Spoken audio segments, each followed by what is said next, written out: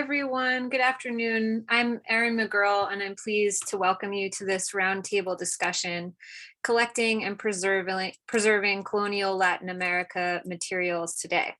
Before we begin, I just want to remind you one last time that this event is being recorded and that by participating, you agree to abide by the BSA Events Code of Conduct. And I'm putting a link to that in our chat. Today's event will conclude with a question and answer period. To submit a question to our speakers, please enter it into the Q&A box. All attendees can see, comment on, and upvote questions, and we ask that you do this to help us prioritize questions of greatest interest to today's audience. We also encourage you to engage in conversation using Zoom's chat feature during today's talk. However, if you submit a question via the chat, we will ask you to re-enter it into the Q&A box. I'm pleased to introduce today's moderators, Corinna Zeltsman and Alex Hidalgo. Corinna Zeltsman is Assistant Professor of History at Georgia Southern University. Her research focuses on the history of printing and the book, political culture, and labor in Latin America. She is the author of Ink Under the Fingernails, Printing Politics in 19th Century Mexico from the University of California Press in 2021. She is a senior fellow in the Andrew W. Mellon Society of Fellows in Critical Bibliography at Rare Book School and a member of the Seminario Interdisciplinario de Bibliologia at the Instituto de Investigaciones Bibliográficas Universidad Nacional Autónoma de México. Alex Hidalgo is Associate Professor of Latin American History at Texas Christian University with an interest in archives, New World print and manuscript culture, ethnography, and the history of cartography. He is the author of Trail of Footprints, a history of indigenous mapmaking from Viceregal Mexico from the University of Texas Press in 2019. And he is currently at work on his second book, Mexican Soundscapes of the Colonial Era. Hidalgo's research has received support from the National Endowment for the Humanities, the Ford Foundation, the Fulbright Commission, and the Library of Congress. He is currently a junior member of the Society of Fellows in Critical Bibliography at Rare Book School. So with that, I'll hand it over to today's moderators. Thank you all for being here.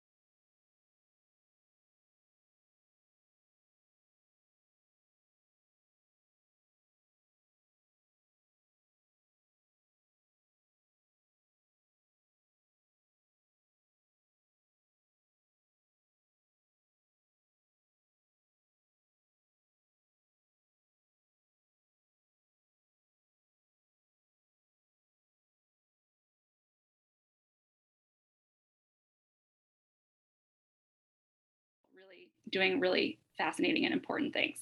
So we're joined today by Dr. Hortensia Calvo, who has been the Doris Stone Director of the Latin American Library at Tulane University since 2003. She is the Executive Director also of the Seminar on the Acquisition of Latin American Library Materials, Salomón. We're also joined by Dr. José Montelongo, who is the Mari A. Bromson Curator of Latin American Books at the John Carter Brown Library. Previously, he was head of collection development at the Nettie Lee Benson Latin American Collection at the University of Texas, Austin. Mercedes Salomón Salazar is also with us today, and she has directed the José María Lafragua Historical Library at the Benemérita Universidad Autónoma de Puebla in Mexico since 2017. She also coordinates a number of digital projects, including the collective catalog of Marcas de Fuego, fire brands, and Primeros Libros de las Américas. Dr. Stella González Cicero, finally, is with us today. She is the director of Apoyo al Desarrollo de Archivos y Bibliotecas de México, or AVBI. Previously, she served as director of Mexico's National Archives and the National Library of Anthropology and History. So without further ado, I'm going to turn the conversation over to my co-host, Alex, who's going to get us started with a series of questions. Thanks so much. Corinna, thank you very much for that wonderful introduction. All I have to say is to reiterate your thanks to everybody in the International Working Group, the Bibliographical Society, our panelists, and all the members of the audience who came here to join us. Voy a transicionar a español para... I'm going to switch over to Spanish to hear from the speakers, since we have simultaneous interpretation. And I simply want to start with the questions to hear from you. The first question that we have to begin this roundtable discussion is that recently there have been calls to decolonize the libraries. How have your demands influenced your collections development or priorities practices? In the case of the La Faragua Library and AVBI, what kinds of intellectual properties or practices guide efforts to conserve or manage document patrimony? And I'd like to first ask to Doctora Calvo this first question. Thank you very much for having me. And I know that time is really quick, it's very short, so I'll begin right away. Thinking about this question, it's important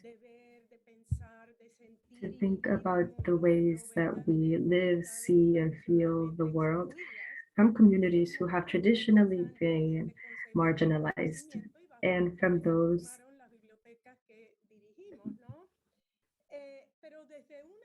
but I'd like to say that from an academic library in the United States, libraries like that of Tulane University and others, I think we play a fundamental role in spreading the studies about Latin America in the United States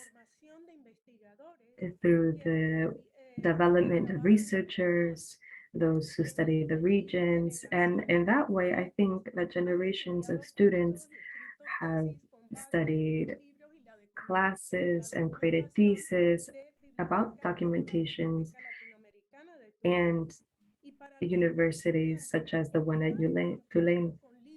For students, it is an experience for students to engage with materials not in their language that goes beyond what happens in North American universities. And it seems to me like an important way to expand horizons into new worlds.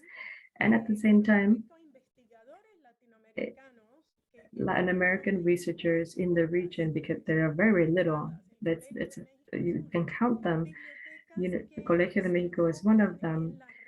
They are the only ones that focus on the Latin American region, and many times they need to travel internationally to study the material. And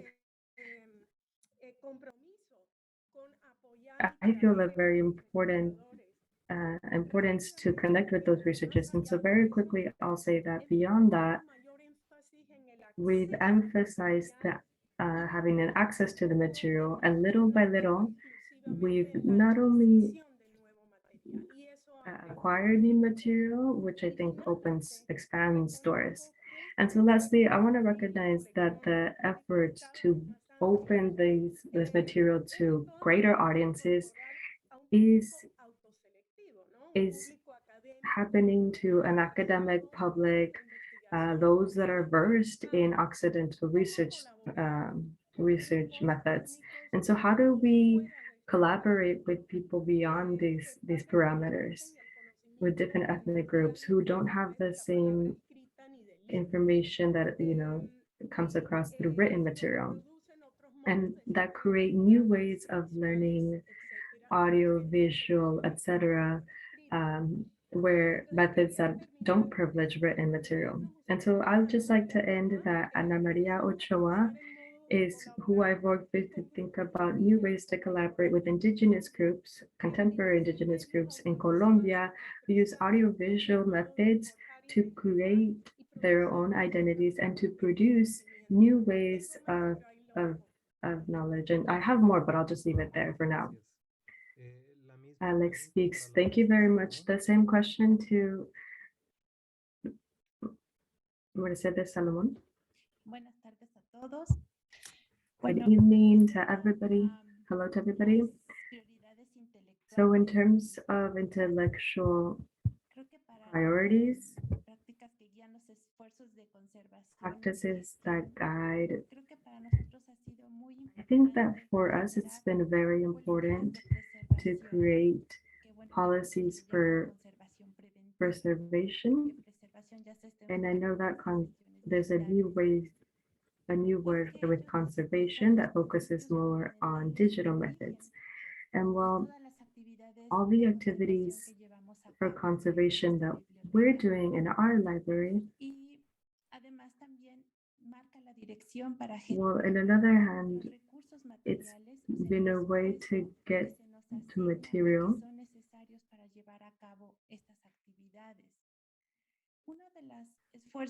One of the efforts that we've focused on is to make sure that the library has an internal policy. When I started, there weren't policies, just a couple of guidelines, and it's important that the University Council at our university was in agreement.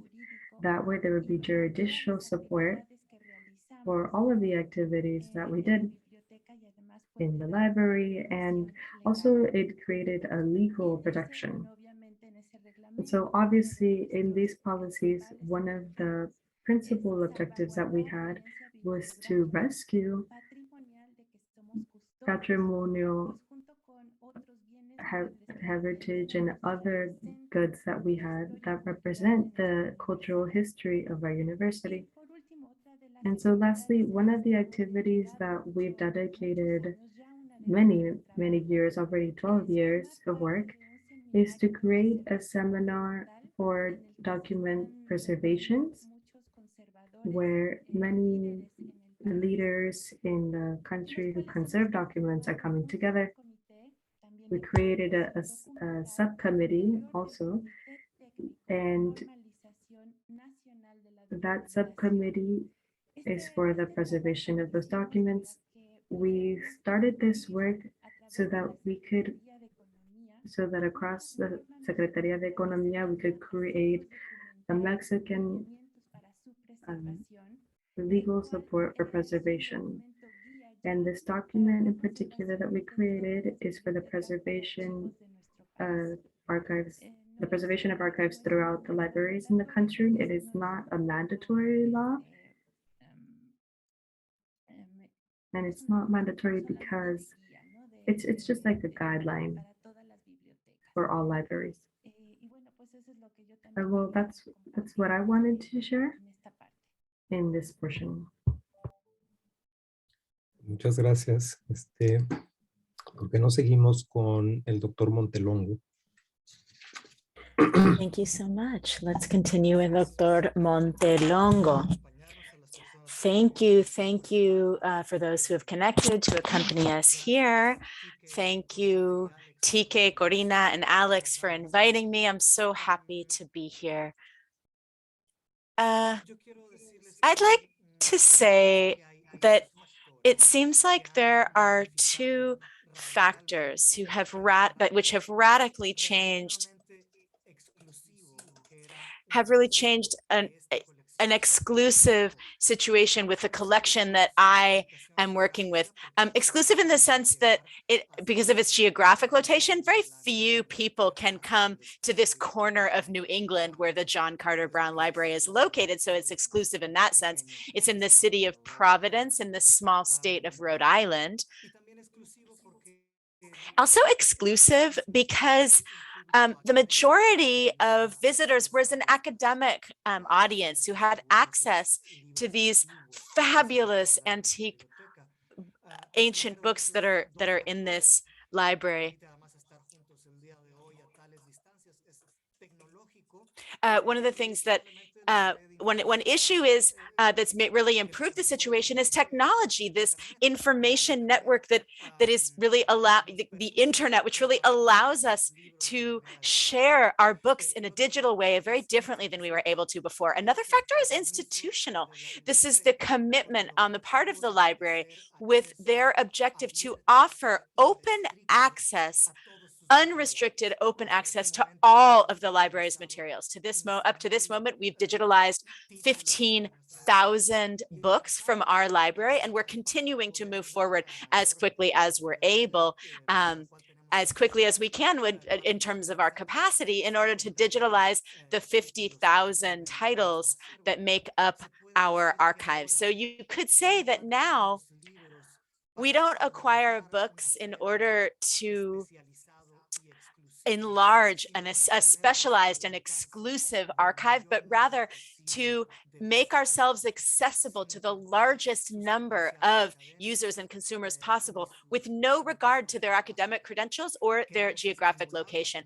We want to stimulate conversation around these books, but we're not trying to control that conversation at all. I wanted to show you, I'm going to share just for a moment my screen to be able to share a list that seems extremely interesting to me. I hope that it is also interesting to you. It's very revealing, I think, or meaningful, at least in some way.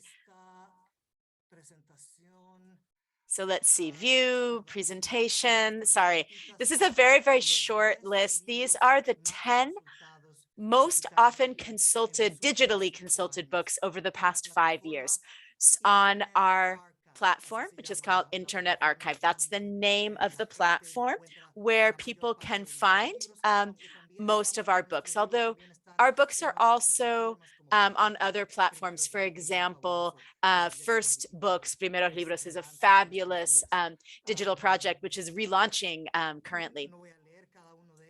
I'm not going to read every title. I just wanted to show you because it seems so extremely interesting to me. You can see here there are history books, there are vocabulary books, dictionaries, grammar books, books in English, in Spanish, in indigenous languages, and in Latin. I'm going to stop sharing my screen, though if you're interested later, I'd be happy to put that up again. In libraries, we're not interested so much in personality contests, and we might pay just as much attention to a book that's not very often consulted, but could be very, very important for some library user in the future. This isn't just about having sort of a list of the 10 most often consulted books to promote those books. They obviously don't need to be promoted, clearly, but the statistics are helpful to us to be able to understand better what are the needs of those who are using our libraries. For now, that's the thing I wanted to share now, and maybe that can raise some questions or encourage our audience to share some questions, or even the moderators. Thank you so much, Jose. This is a very interesting conversation. And with Stella González, the case is a little bit different. If you could perhaps give us a brief introduction about AVBI and what happens at AVBI, and then maybe you could respond to the question that was asked earlier.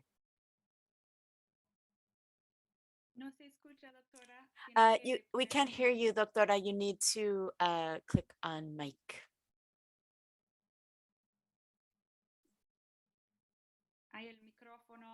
There's a little symbol of a small microphone.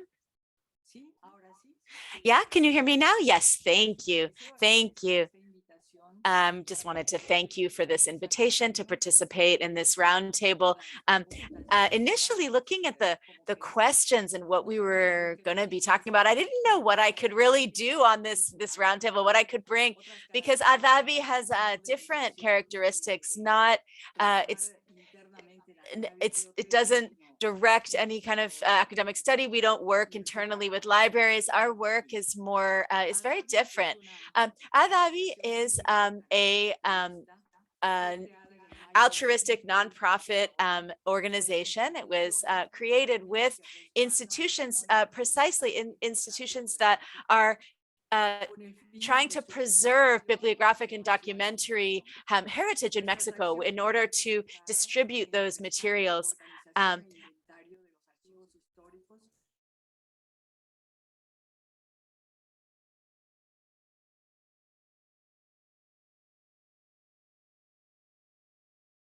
We do research from two different bases: conservation, restoration, and also photographic sources. The distribution of the material in our archives happens through publications that are print publications as well as digital publications. Could you just be a little bit slower, Doctora? Thank you so much. Yes, of course, no problem. Thank you. Thank you so much.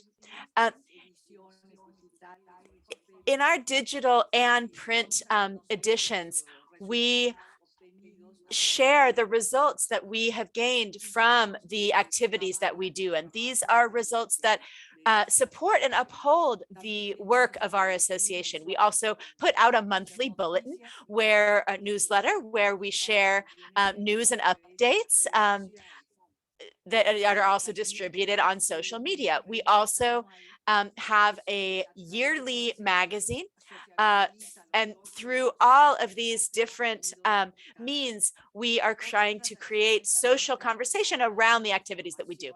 We also do trainings in schools. We do workshops, we do courses, classes. We do social service, counseling and support, and other forms of sharing of knowledge. We've been working for 18 years. We're very, very committed to our mission, and our mission has been recognized at a national and international level. And these experiences that we've had in this work have confirmed that the work that AVBI does is unique in our country, and really underscores our vocation for defending and preserving the documentary heritage of Mexico, as well as its bibliographic and library heritage. In relationship to the questions that have been shared, we need to remember that AVBI works specifically around preserving libraries or archives from the colonial period. And really, what we've done is, in order to uplift this work, is to really place value on the libraries that were previously closed, and without really any internal organization. We now have a catalog and a database online that anyone can consult. About 200 and some of our titles that span 18 or 20 different libraries that we have been able to preserve, with about 200,000 titles, generally speaking, across those libraries. There are some of those libraries that can be consulted, that are open to the public. The majority of those libraries which we have been able to preserve don't open for service to the public. They're not open for folks to consult. However, if someone requests a visit for research purposes and wants to access some of those titles, you can request permission, and the doors are closed, but they do offer the service of sharing books. I don't believe that, well, these libraries don't even have a person who's in charge of them who could be consulted, or who could share information. It's extremely limited, the access to these libraries. It's very difficult to reach them. It's very difficult to work within those libraries, in those collections.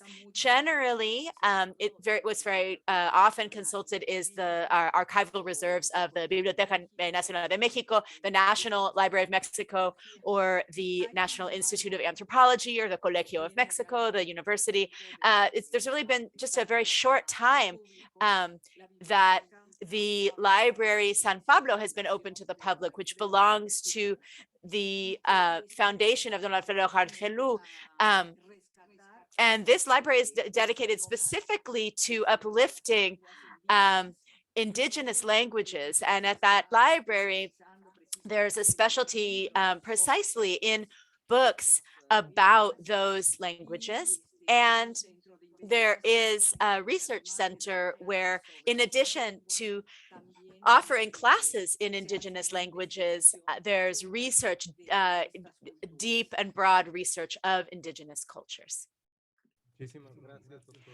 Thank you, Doctora. So shifting a little bit the focus of our conversation, I'd like to chat about how are the collections prioritized? How are they prioritized for conservation and restoration? Where do you all direct your primary energies and resources as institutions for these types of projects?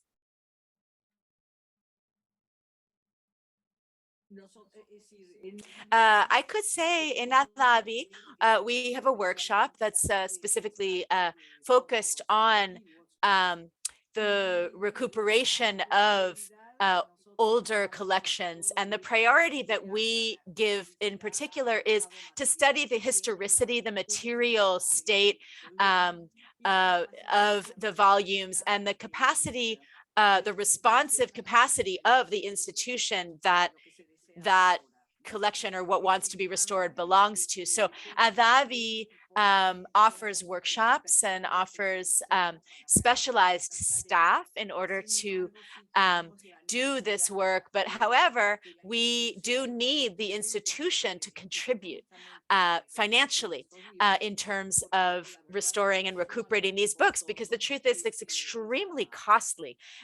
These types of, we might say, this recuperation of a volume is very expensive, or an entire collection, or the library itself. It's a whole project of study and research. You have to understand what the costs are, and then the institution communicates the budget that they're able to participate with, and then we also support with letting them know what is possible to do in terms of restoration or an intervention, whether that might be on a smaller scale or on a larger scale. So on the other hand, there's also, we can see the historical importance of each volume, because it was really, really important. We can see how important a particular volume is in terms of the development of Mexican culture. And we also, well, we can measure how possible it is to recuperate each volume that is being held by a library. And everything depends as well on the response the institution might make when we look at the possibilities for saving these volumes out of a collection, because sometimes you might wish to, we could say, place a value to be able to consult around an entire collection, but then there are many different factors that we have to take into account, right? But our criteria precisely are exactly that: to first study the historicity, the authenticity, the value, the historical value that a particular volume has, and to determine whether it's valid or whether it's worthwhile to do a major intervention, a major restoration project, or just a smaller project. Thank you so much, Doctora. And I can add a little bit from the perspective of the Latin American Library at Tulane. I completely agree. Conservation costs are extremely high. In order to do it professionally and always to do the right to do the restoration in the right way, it's very expensive. So what we want to think about is the use of a particular volume, the demand for that volume, things that we might not have already digitized, and we continue digitizing collections. I do feel that our institutions have a commitment to preserving and conserving our heritage, right? But if we look, for instance, since we don't have sufficient funds to preserve everything that we might wish to, we might look at issues like, what are the portions of our archive in terms of thematic issues, geography, place, that have the most impact on a collection? So for instance, in our case, whatever comes from Mesoamerica, in particular, the states from the south of Mexico, which from the beginning were given priority here at the Latin American Library in Tulane when it was founded in 1924. In an earlier iteration of this library as a center for documentation of an anthropological and archaeological institute, which was called the Middle American Research Institute, which was a pioneering institute. It still exists. That offered an initial identity to the collection. It's changed tremendously. It's expanded to encompass all of Latin America, but we continue forward and feel that it's very important to give more care. We give the same amount of care to everything, but we want to give particular focus on collections that may not exist in other places, from the states in southern Mexico, everything that has to do with indigenous peoples, Mesoamerican peoples in specific, and Central America has always been a very important focus of our documents and books that we have here at the Latin American Library at Tulane. So if we have to prioritize something, that is what we focus on, right? No, excuse me. So let's begin. Yeah, what occurs is that we're separate from libraries. We go because they ask for our services. And all those criteria the institution has already developed. What we do, our study from our point of view is preservation, conservation, and so it varies. I agree. And I agree in all of the criteria that you use.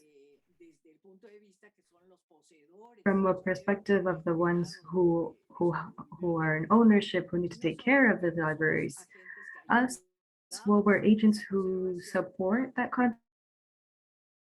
signal as to conservation of all of those very valuable books that sometimes are deteriorating actually, and later, if possible, we digitalize those books.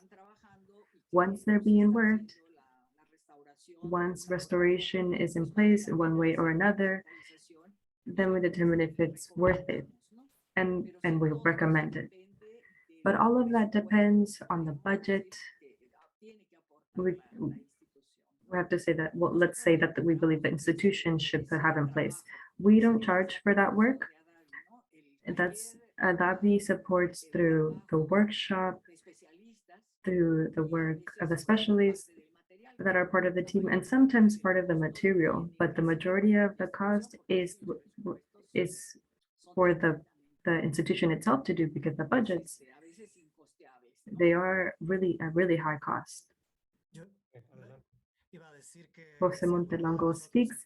I wanted to ask if anybody finds a special magical lamp where we ask that one of our 3 wishes be that we have an AVBI in. We have several of them, because what they do is rescue archives and books that are about to be extinct. And what we do in libraries is different. For us, digitalizing has been best friends for preservation. And in the list of the books that I showed, the one with the most views, the one that has the least, and that list of 10 has 8,000 views. That's to demonstrate that digitalizing books is allowing for the paper to be preserved, the binding, the quality of the papers, and for people who want to study the material, these materials, this culture, the characteristics of the paper, of the object itself, continue to have access to the material in the libraries. But the majority of the users can access these books. Some of these books are only accessible in the national libraries of their respective countries and in a limited amount of libraries. And so through these processes to digitalize, as you saw in the list, many of these books are or revitalizing Nahuatl, Arani, the languages of indigenous people in the Andes, just that, in terms of preservation. Mercedes speaks. I'll say that from a Mexican library, that depends on federal funds and funds from the state level as well. Sometimes we might want more resources, but it's not possible. And so we have to think more about conservation practices in short term and longer term. And as Dr. Cicero says, conservation is pricey. We need to select with a lot of care which documents might be important to restore. And as José Montelongo mentioned, depend and also decide on which to digitalize. An example of a newspaper that every six months a student came to visit, and so the conservation of the material was affected, and every time the student came, they wanted to digitalize it, and so every time they came, it was to put the material in the scanner, and so it ended up being more important to digitalize that document. That's what I would share for this portion. Stella speaks. Yeah, I'll just say that we're really pushing for preservation because it's truly impossible to restore in a large scale, in a wider scale. And so these practices help stabilize access to these materials via digitalizing or also restricting consultations. Sometimes there's just a wish, a desire to visit these materials, but not a true purpose for investigation. And so when it's already at a point of deterioration, there are constraints.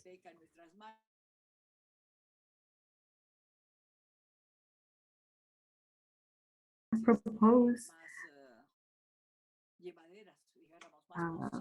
more possible methods to access the material. Alex speaks.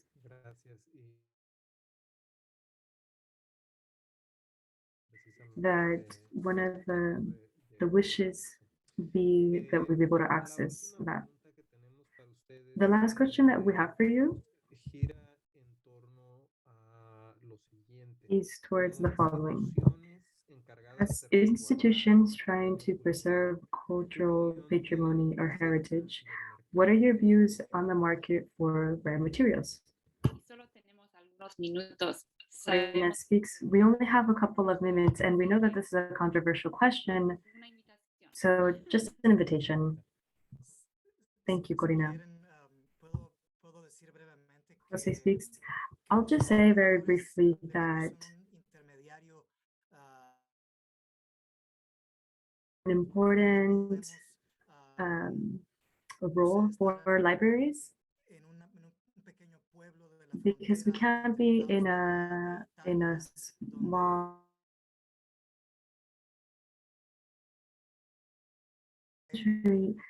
where a library might offer us a book about a nun from the 17th century, known as El Lirio de Puebla, a bibliography in Italian from a nun in the 17th century. It's these booksellers who many times we connect with. The small one bookseller connects to another one who then offers it to us, and then we're able to purchase it. They're negotiators. They live off of the buying and selling books, and many times it is people who know a lot about books. It's people who have 20 or 30 years in that business. It's people who know the institutions.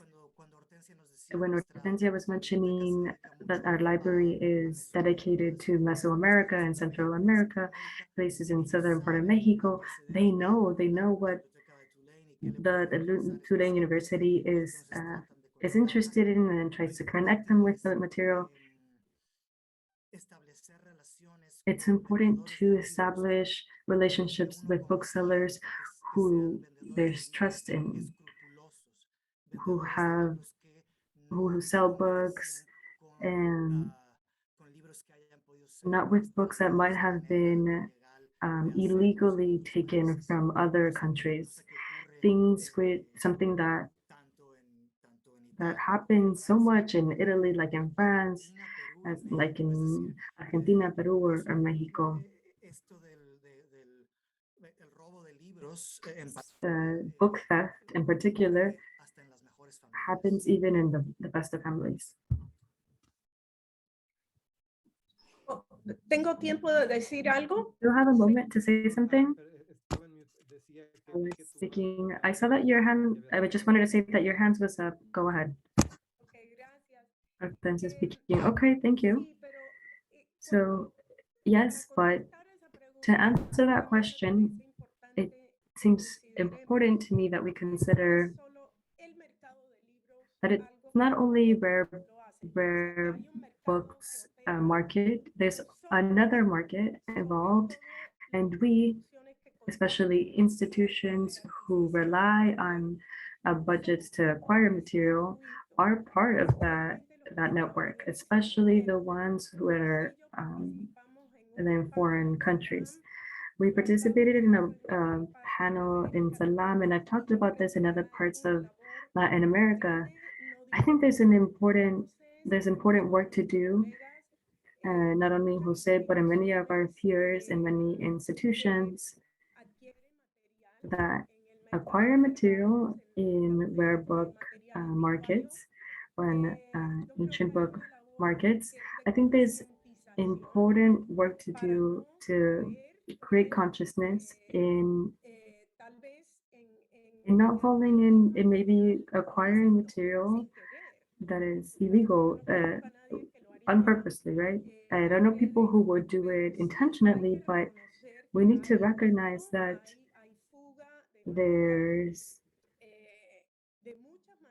it happens in many ways, and that material sometimes falls in the hands of certain people, and on our side, we also have to take responsibility, ask questions, talk about ask where the material is coming from. I think it's all happened to all of us. I've been offered things that I don't even need to research, but I recognize that it's illegal material and I don't touch it at all. And what I do is inform people, peers in Latin America.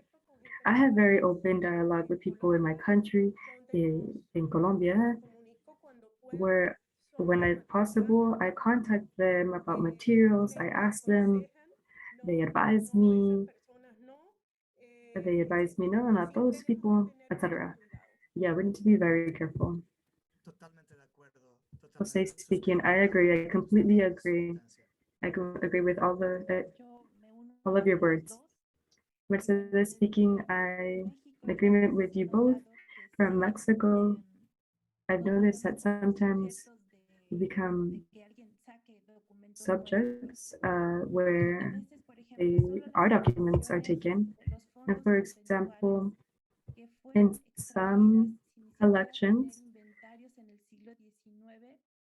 material from the 19th century is taken, and it becomes very difficult for us as institutions to say, yes, that material belonged to this library. That's why it's so important to catalog, and that process is so important. But we have seen material that have been that are on the market, but we haven't had the tools to say that was taken from here. And we see many signals. It's also important that you, when you purchase, are very mindful of the seals of the materials that don't exist before and that used to be, that were there for, that gives information about who it belonged to. Go ahead, Doctora. Stella speaking. Well, there's also a market for those who collect with the desire to rescue material that had been taken illegally from these booksellers. And it's also been known that a codice will be sold or a certain material. And so they share that information, and researchers in certain institutions are made aware so that they can buy it and it doesn't leave the country, or to approve that, to affirm that it's a legal sale. And so when, let's say that when we collect to rescue and to reintegrate material into their original collections, and I would say welcome. There's a lot of private collections that really nourish this market. Alex speaking. I want to say thank you to you all for answering the series of questions that we prepared. I'd like now to give it back to my colleague Corinna to continue with the question Q&A portion. For the Q&A, to encourage everyone who has questions, we still have about 6 minutes left. Please add your questions for our panelists into the question chat box so we can build on this conversation. And we do have one question from Fabiola Monroy Aradavi. I don't think her name is Adavi, who asks, and the question's in Spanish, ¿Tienen las bibliotecas donadores externos o patronos? Do your libraries have external donors or patrons? I'm talking about economic issues and how those are addressed and how you are able to find the economic support that you need. Yes, Fabiola. Fortunately, we do. Because in the United States, even though it's not well studied, there is a very active culture. There are many, many different factors, many things contribute to this, even government incentives around philanthropy. No, so part of my work, for instance, as a library director, is fundraising and to work with people who might be able to donate, that kind of thing. It can always, well, it sounds horrible. Yes, it sounds horrible that to be going from place to place, asking them to give you money, but it can be very pleasurable, actually. I've had the pleasure of working with people who truly feel passionate for these libraries, for Latin America. It's wonderful to be able to offer them, to show them what we do, to show them what our libraries are, and they aren't giving me their money directly. The university has an entire apparatus. They request that money, and then I see my work as the work of making it possible for people who are interested in our work to see what is it that we do, what could they contribute to, and to make them feel as I feel, that I'm working on something that is larger than I am in some way. And to some extent, that gives me tremendous satisfaction. I'd like to add, if possible, we've been talking about this here. As we've said many times, it's extremely expensive to rescue old archives, to preserve and conserve and recuperate books. And if we could find Aladdin's lamp or some way of thinking, hopefully from heaven, our institutions might send us someone to help us recuperate these archives, and that's never going to happen right from the sky. It's not going to fall from the sky. So what we need is the culture that Hortensia is talking about needs to be reproduced in Latin America, and large businesses, large companies who are the ones who economically have power, who have funds to share in our countries, they need to invest in recuperating archives from their own countries. These are companies that make a tremendous amount of money in Guatemala and Nicaragua and all kinds of different countries. They could imitate what AVBI is doing in Mexico. And if I could also add, says Hortensia, another idea, which that culture of philanthropy, if that could come to pass in our Latin American countries, there is something that is part of every single one of us in all of our countries. We don't trust our institutions. We have this in common, and in general, people don't we don't, there's less desire, there's a less desire to give money, just to be very crude about it, to give money to an institution if you don't know if later, as soon as the director leaves, who's there now, if that institution is going to even continue to stay alive as an institution. And that is a really serious challenge that we have. In some places, I know in Mexico, things have changed. In Colombia, things are changing. In other countries as well. But we still have that issue. And it's just one of the reasons why we don't have that culture. And further, John Carter Brown has been a beneficiary of money from Latin American families from my country in Colombia. The Santo Domingo family have given money to John Carter Brown Library, right? They give the money here, not there, right? And that's how it is. Well, I'm sorry that I have to cut us off because we've run to the end of time. We have questions in the chat about the possibility of finding an international sort of solution for concrete legal actions.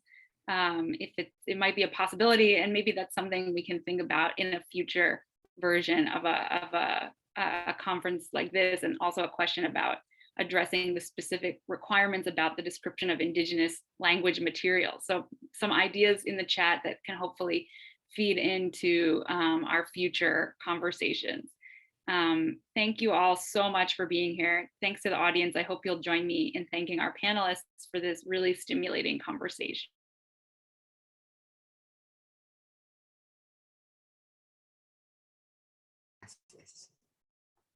Thank you.